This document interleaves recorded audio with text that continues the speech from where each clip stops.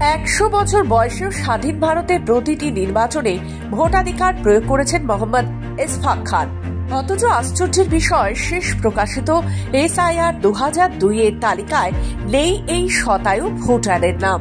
ফলে নতুন এসআইআর তালিকায় তার নাম থাকবে কিনা তা নিয়ে গভীর উদ্বেগে পরিবার।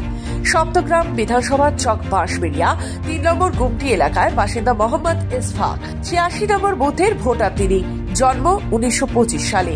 রুজির রুটির টানে বহু বছর আগেই উত্তরপ্রদেশের গোরখপুর থেকে বাঁশবেড়িয়া চলে এসে সেখানে স্থায়ীভাবে বসবাস শুরু করেন।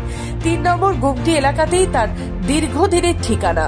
পরিবার সূত্রে জানা যায়, মোহাম্মদ ইসফাকের পরিবারের ছেলে মেয়ে নাতি নাতনি মিলিয়ে প্রায় 30 জন ভোটার রয়েছে।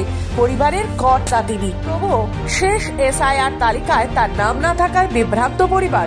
যদিও এবারের এসআইআর এর জন্য এনুমারেশন ফর্ম পরিবার হাতে পেয়েছে। শতায়ু ইসফাকের ছেলে মোহাম্মদ আলিয়াস খান বলেন, আমাদের পরিবারের কর্তা হলেন আমার বাবা। আমাদের সকলের নাম আছে, কিন্তু শুধু বাবার নামটাই নেই তালিকায়। অথচ শেষ লোকসভা ও বিধানসভা 2002 এর আগে ও পরে সমস্ত ভোটে বাবা ভোটও দিয়েছেন। গত লোকসভা নির্বাচনে তো বাড়িতে এসে ভোট দিয়ে গিয়েছিলেন ভোটকর্মীরা। এখন প্রশ্ন একটাই, নতুন এসআইআর তালিকায় কি স্থান পাবে শতবর্ষী নিয়মিত ভোটার?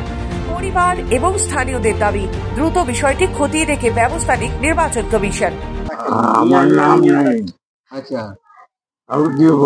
ভোট দিয়েছেন আপনি? ভোট দেন তো? वोट अनेक दिए।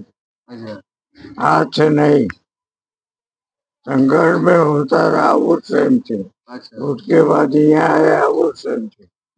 वोट तमाम दिए हैं, नाम कटा करते हमको मालूम है। এর মধ্যে ওনার নাম উঠেনি।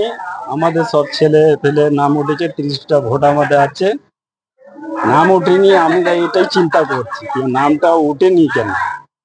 আমাদের সব ছেলে পেলে সবাইকে নাম, আমার ছেলে আমার উঠেছে, আমার ছেলেও উঠেছে, কিন্তু আমার বাবার নাম উঠেনি। আমার বাবা 100 বছরে এখানে থাকছে। 1947 আজাদি হলো, তখন পরেটা আমার বাবা এখানে আছে। হুগলি থেকে প্রীতম সাধুকার রিপোর্ট, খবর বাংলা।